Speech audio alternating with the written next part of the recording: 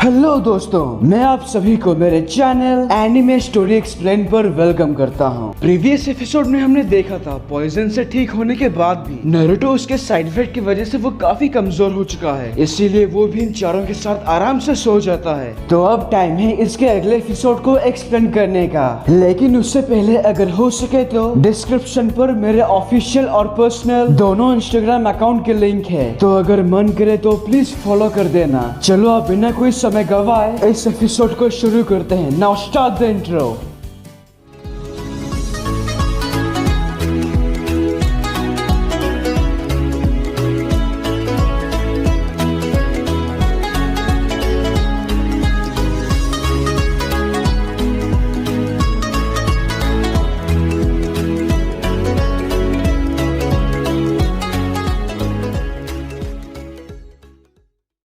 Episode के शुरुआत में साकुरा एक एक करके रॉकली, कीबा और साई को होश में लाती है।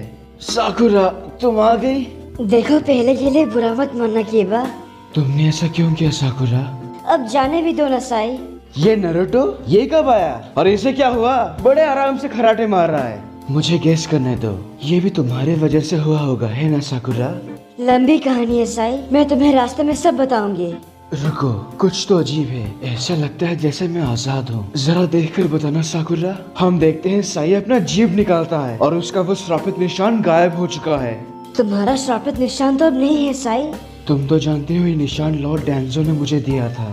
ये डैंजो वही है ना होकागे? पर ऑफिशियली किसी को नहीं पता। लेकिन हुआ क्या? श्रापित निशान चले जाने का मतलब? तुम बिल्कुल सही सोच रहे हो साई। मुझे विश्वास नहीं हो रहा। डैंजो मारा गया?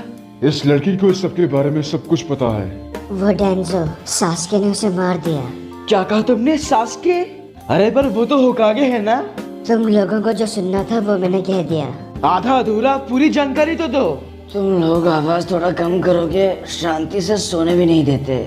साला इसकी तो अभी यहाँ टेंशन का माहौल है। और ये भाई नारुतो उठ जा। तो नारुतो को जगाने के बाद वो सभी आखिरकार अपने विलेज की तरफ निकलते हैं। ककाशी सेंसे और साकुरा वो सारी बातें बताते हैं जो अभी कुछ वक्त पहले उनके साथ हुआ था। तो ये सब सुनकर कीबा भड़क जाता है।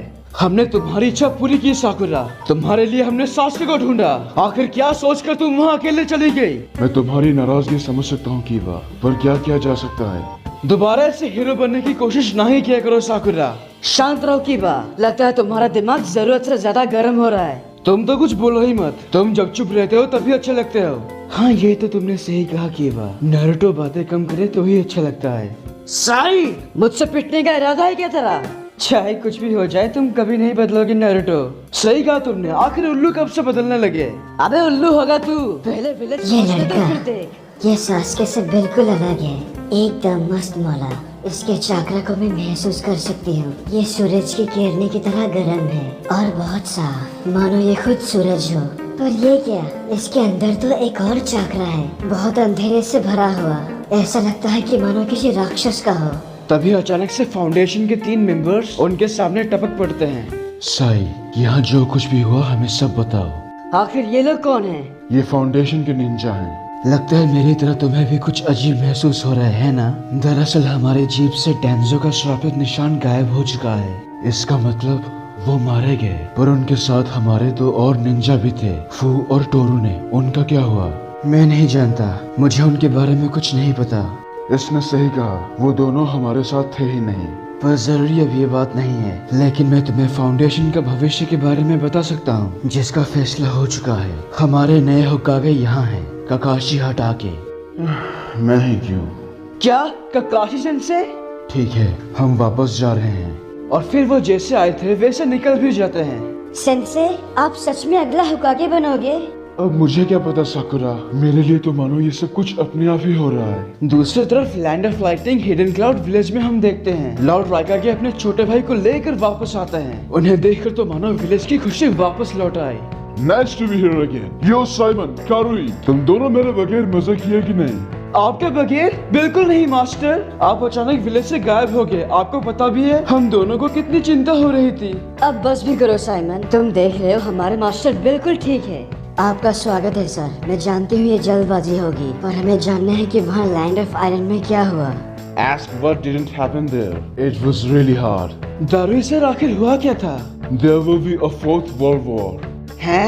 हैं क्या? चौथा विश्व युद्ध होगा। एक पावरफुल अलाइड निंजा फोर्स तैयार होगी। It's gonna be very tough.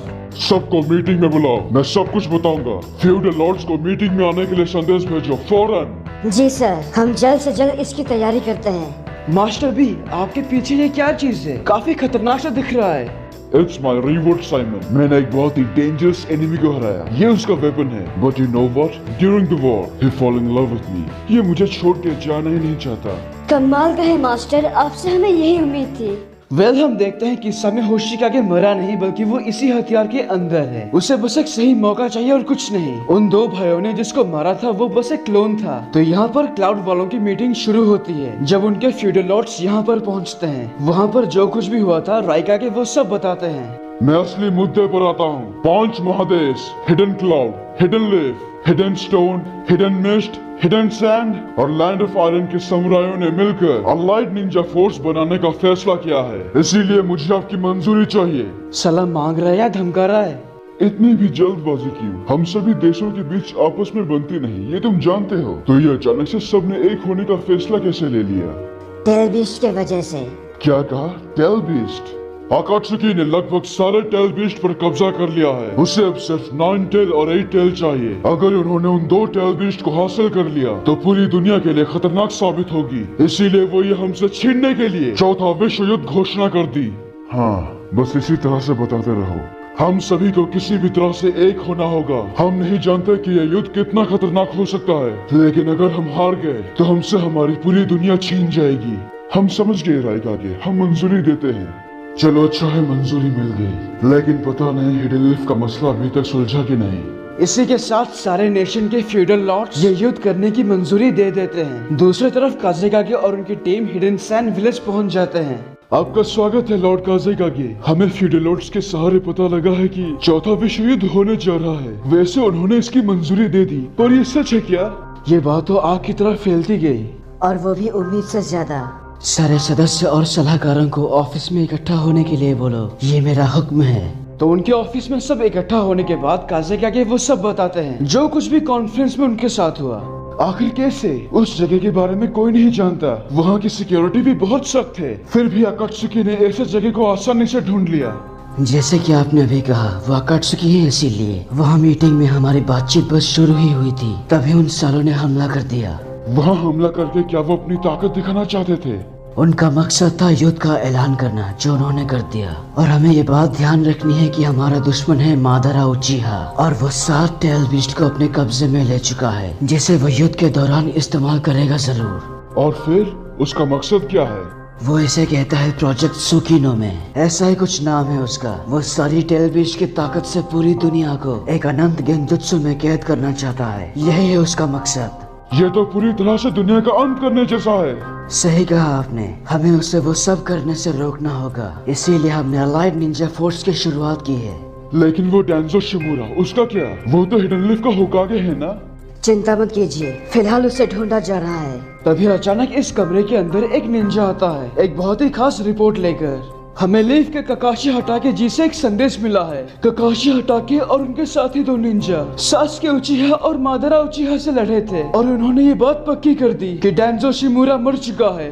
ये काम जरूर मादारा और सासुके ने किया होगा। अब सब कुछ साफ हो चुका है। आकात्सुकी इस युद्ध के लिए पूरी तरह से तैयार है, पर हमारी असली ताकत है अलाइड निंजा फोर्स, 5 महादेश। अगर हम सब एक हो जाए, मुझे यकीन है हम उन्हें कड़ी टक्कर दे सकते हैं। वैसे भी इस दुनिया को बचाने के लिए हमें ये जंग जीतनी होगी। सभी निंजा अपने हथियारों को तैयार करो। सभी ऑफिशियल मिशंस को कुछ समय के लिए रोक दो, ताकि युद्ध की तैयारी हो सके। मुझे अभी इसी वक्त हमारे विलेज के सारे निंजाओं की सूची चाहिए। ककाशी सेंसे इस जंगल से निकलने से पहले वो उन सारी जानकारी को चिट्ठी में बदलकर अपने मैसेंजर डॉग्स के सहारे हिडन लीफ विलेज भेज देते हैं, क्योंकि कुत्ते इंसान से ज्यादा तेज होते हैं। इसीलिए ककाशी सेंसे और उनकी टीम विलेज पहुंचने से पहले ये कुत्ते वहां पहुंचकर सबसे पहले टीम आसुमा को वो जानकारी देते हैं। एनो, शिकमारू और चोजी वहाँ जो कुछ भी हुआ ये जानकर पूरी तरह से हैरान। तो फाइनली ककाशी सेंसे, नारुतो और बाकी सब विलेज पहुँचते हैं, और ये वैसे उनके स्वागत के लिए खड़े हैं। तो वो जब यहाँ आते हैं, सेंसे आपकी चिट्ठी पढ़ी हमने, इससे बहुत कुछ मालूम हो चुका है, और मैं उससे लड़ा था शिकमारू। तुम्हारा मतलब सासुके से? और उसके बाद क्या हुआ? भरोसा रखो, मैं सब कुछ बताऊंगा, पर अभी नहीं। फिलहाल मुझे जाने दो, मुझे बस थोड़ा वक्त चाहिए। हाँ क्यों नहीं नारुतो, तुम बहुत दूर से आए हो, तुम बहुत थक चुके होगे, थोड़ा आराम कर लो। नारुतो किसी को कुछ न कहे पूरा शांत होके विलेज की तरफ चला जाता है और वो अपने विलेज को एक बार अच्छे से देखता है। वो जानते हैं उसका विलेज अब पहले जैसा नहीं है, लेकिन फिर भी इसे देखकर उसकी मुस्कुराहट वापस आ जाती है।